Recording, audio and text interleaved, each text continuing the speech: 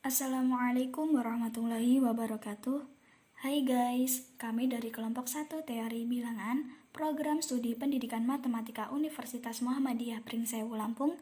Kelompok 1 terdiri dari 4 orang, yaitu Dini Eliawati dengan NPM 2021-002, Ayu Vera Yuliza dengan NPM 2021-011, dan saya sendiri Nur Mutahharoh dengan NPM 2021-023 dan Mutira Jumria dengan NPM 2021-025.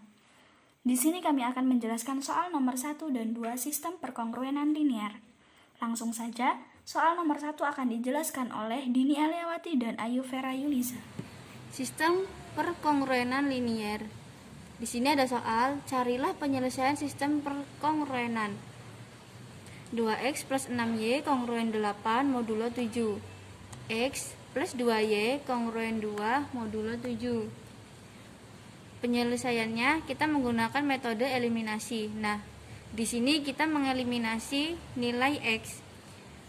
Untuk persamaan pertama kita kalikan 1 dan untuk persamaan kedua kita kalikan 2. 2x dikali 1 menghasilkan 2x. 6y dikali 1 menghasilkan 6y. Kongruen 8 dikali 1 menghasilkan kongruen 8 modulo 7. X dikali 2 menghasilkan 2x dan 2y dikali 2 menghasilkan 4y. Kongruen 2 dikali 2 menghasilkan kongruen 4 modulo 7.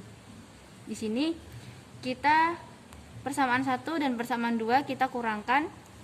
Untuk 2y dikurang 2y 0, kita tidak perlu menulisnya, dan untuk 6y dikurang 4y menghasilkan 2y. Kongruen 8 dikurang kongruen 4 menghasilkan kongruen 4 modulo 7. Langkah selanjutnya kita menentukan inverse dari 2 modulo 7. Untuk 2 inverse modulo 7, 2y kongruen 1 modulo 7 menghasilkan FPB 2,7 sama dengan 1.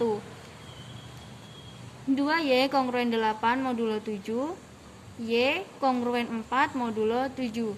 Jadi nilai inverse dari 2 modulo 7 adalah 4. Maka 2y kongruen 4 modulo 7, 4 dikali 2y kongruen 4 dikali 4 modulo 7. 8y kongruen 16 modulo 7. Nah, 16 dibagi 8 itu y kongruen 2 modulo 7. Langkah selanjutnya kita menggunakan metode eliminasi untuk menghilangkan nilai y. Untuk persamaan 1 kita kalikan 2 dan untuk persamaan 2 kita kalikan 6. 2x dikali 2 menghasilkan 4x dan 6y dikali 2 menghasilkan 12y. Kongruen 8 dikali 2 menghasilkan kongruen 16 modulo 7. X dikali 6 menghasilkan 6x, 2y dikali 6 menghasilkan 12y. Untuk kongruen 2 dikali 6 menghasilkan kongruen 12 modulo 7. Nah, jadi persamaan 1 dan persamaan 2 kita kurangkan. Untuk nilai 4x dikurang 6y itu menghasilkan min 2x. Nah, untuk 12y dikurang 12y itu 0, tidak usah kita tulis.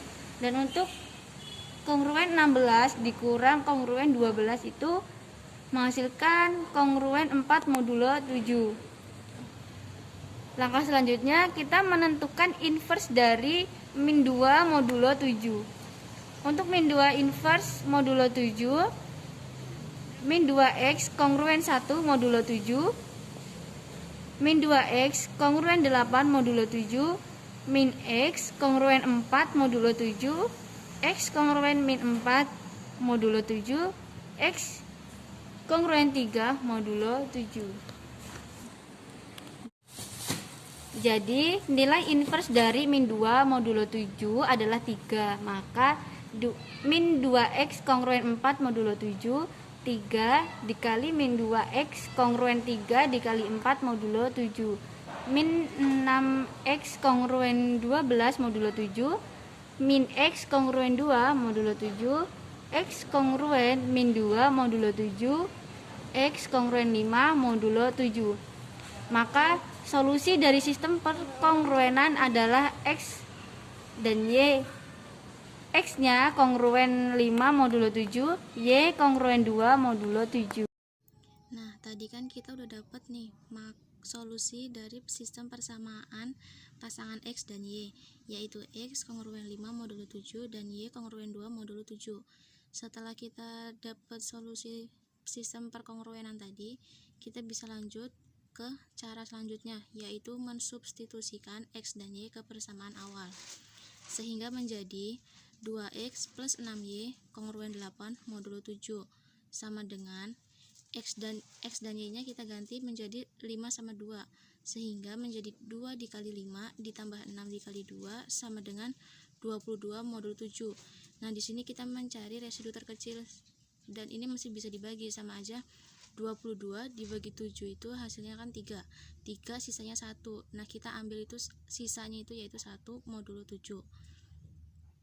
Lalu ke persamaan kedua yaitu X plus 2Y kongruen 2 modulo 7 sama dengan, ini sama aja, X dan Y nya kita ganti 5 sama 2 sehingga menjadi 5 ditambah 2 dikali 2 sama dengan 9 modulo 7.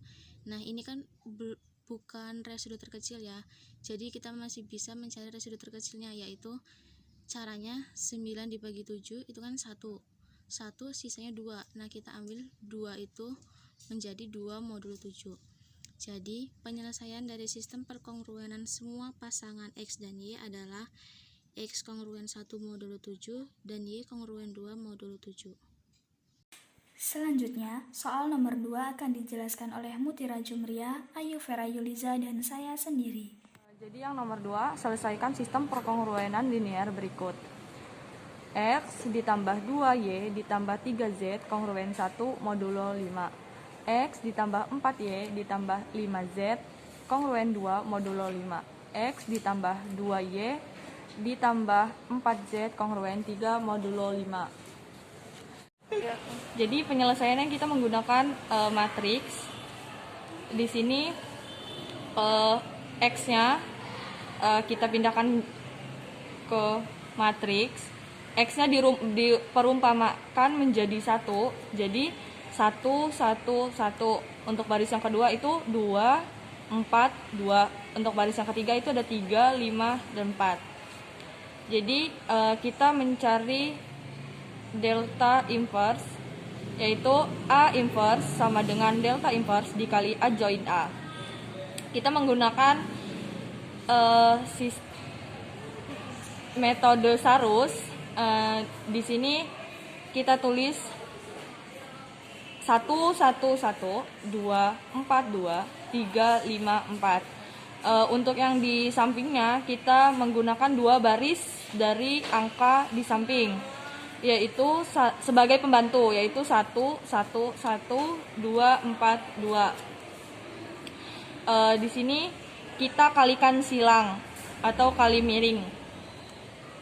1 dikali 4 dikali 4 ditambah dengan 2 dikali 5 dikali 1 ditambah 3 dikali 1 dikali 2 dikurang dengan tadi kan kita menjumlahkan di bagian sebelah kiri, sekarang di bagian sebelah kanan, yaitu dikurang, jadi 3 dikali 4 dikali 1 ditambah 1 dikali 5 dikali 2 ditambah 2 dikali 1 dikali 4. Hasil dari 1 dikali 4 dikali 1 dikali 4 dikali 4 itu hasilnya 16, ditambah dengan 2 dikali 5 dikali 1 hasilnya 10, ditambah 3 dikali 1 dikali 2 itu hasilnya 6. Jadi dikurang dengan 3 dikali 4 dikali 1 itu hasilnya 12. 1 dikali 5 dikali 2 hasilnya 10, ditambah dengan 2 dikali 1 dikali 4 hasilnya 8. Jadi penjumlahan dari 16 ditambah 10 ditambah 6 itu hasilnya 32. Dikurang dengan 12 ditambah 10 ditambah 8 hasilnya 30. Jadi 32 dikurang dengan 30 itu hasilnya 2. Jadi determinan A atau delta sama dengan 2 modulo 5. Ya. Jadi dari sebelumnya kita belum menemukan delta inverse-nya, maka dari itu kita mencari delta inverse-nya, yaitu 2 inverse modulo 5 sama dengan A, M sama dengan 1 atau AX kongruen 1 modulo M. 2X inverse ini kita perumpamakan menjadi X kongruen 1 modulo 5. X kongruen 3 modulo 5. Kenapa di sini bisa 3? Karena 5 ditambah dengan 1 hasilnya 6 dibagi dengan 2 jadi hasilnya 3 modulo 5. Delta inverse kongruen 3 modulo 5. Jadi hasil dari delta inverse-nya itu adalah kongruen. Setelah kita menemukan nilai dari delta inverse, maka langkah selanjutnya yaitu kita mencari adjoint A dari matriks A yang berelemen 1, 2, 3, 1, 4, 5, dan 1, 2, 4. Adjoint A merupakan transpose dari kofaktor A, sehingga kita akan mencari nilai kofaktor. Karena ini merupakan matriks yang berurutan 3 kali 3, maka mempunyai peraturan baku plus minus, yaitu plus min plus, min plus min, plus min plus. Peraturan ini untuk menentukan hasil dari nilai kofaktornya, yaitu mencari nilai kofaktornya kita menutup baris dan kolom secara berurutan. Pada baris pertama, kolom pertama yaitu angka 1, kita tutup. Diperoleh hasil sisa 4, 5, 2, 4. Selanjutnya, baris pertama kolom kedua. Diperoleh hasil sisa 1, 5, 1, 4. Selanjutnya, baris pertama kolom ketiga. Diperoleh hasil sisa 1, 4, 1, 2. Kemudian pada baris kedua kolom pertama diperoleh hasil sisa 2, 3, 2, 4. Selanjutnya diperoleh hasil sisa 1, 3, 1, 4. Selanjutnya diperoleh hasil sisa 1, 2, 1, 2. Kemudian baris terakhir, baris ketiga kolom pertama diperoleh hasil sisa 2, 3, 4, 5. Pada baris ketiga kolom kedua diperoleh hasil 1, 3, 1, 5, dan baris dan kolom terakhir diperoleh hasil sisa 1, 2, 1, 4. Untuk mencari nilai kofaktor, kita menggunakan rumus AD min BC karena ini merupakan matriks yang berurutan 2 kali 2. Nah, sehingga 4 dikali 4 dikurang 5 dikali 2 yaitu hasilnya 6. Kenapa positif? Karena pada rumus bakunya yaitu positif. Kemudian selanjutnya 1 dikali 4, 4 dikurang 5 dikali 1 hasilnya min 1. Karena min 1 bertemu dengan min, maka positif 1. Kemudian selanjutnya 1 dikali 2, 2 dikurang 4 dikali 1, 4, sehingga diperoleh hasil min 2. Kemudian 2 dikali 4, 8 dikurang 3 dikali 2, 6 sama dengan 2. Karena peraturannya negatif, maka di sini negatif 2. Begitupun seterusnya sehingga diperoleh hasil 6, 1, min 2, min 2, 1, 0, min 2, min 2, 2. Karena sudah ketemu nih nilai kofaktornya, maka selanjutnya kita transfuskan. Bagaimana caranya? Yaitu merubah baris menjadi kolom. Nah, yaitu pada baris pertama 6, 1, min 2 kita rubah menjadi kolom, yaitu 6, 1, min 2. Pada baris kedua min 2, 1, 0 kita rubah jadi kolom, min 2, 1, 0. Dan yang terakhir min 2, min 2, 2, min 2, min 2, 2. Setelah ketemu hasil dari adjoint A, maka kita kembali ke rumus awal, yaitu A inverse sama dengan delta inverse dikali adjoint A, yaitu 3 dikalikan dengan 6 min 2 min 2 1 1 min 2 min 2 0 min 2 sehingga diperoleh hasil 18 min 6 min 6 3 3 min 6 min 6 0 6 modulo 5. Karena modulo, maka yang ditanyakan adalah residu terkecil dan bernilai positif. Maka kita akan cari nilai residu terkecilnya. 18 modulo 5. Karena 18 lebih besar daripada 5, maka kita bagi angka tersebut. 18 dibagi 5 menghasilkan 3, sisa 3. Nah, sisa 3 ini yang akan kita masukkan ke dalam matriks tadi.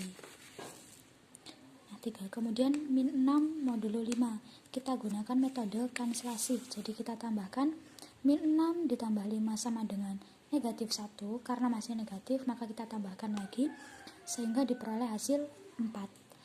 4 sudah lebih kecil daripada 5, maka ini adalah residu terkecilnya. Kita masukkan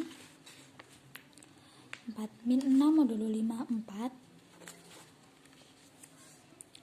Kemudian 3 modulo 5, karena 3 sudah positif dan lebih kecil daripada 5, maka tidak perlu kita cari lagi.